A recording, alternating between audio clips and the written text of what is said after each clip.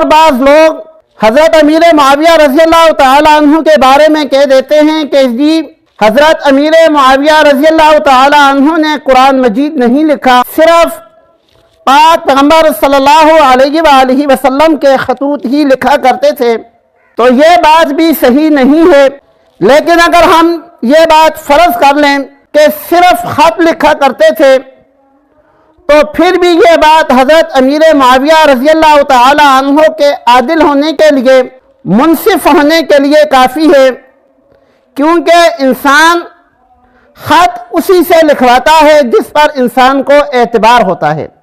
अगर हज़रत अमीर मुआविया रज़ी अल्लाह तआला अन्हु सिर्फ ख़त ही लिखा करते थे, तो ये भी इस बात की दलील है कि अल्लाह के पाक पैगंबर सल्लल्लाहु अलैहि वसल्लम को उनकी ईमानदारी पर किसी किस्म का शक व शुबा नहीं था।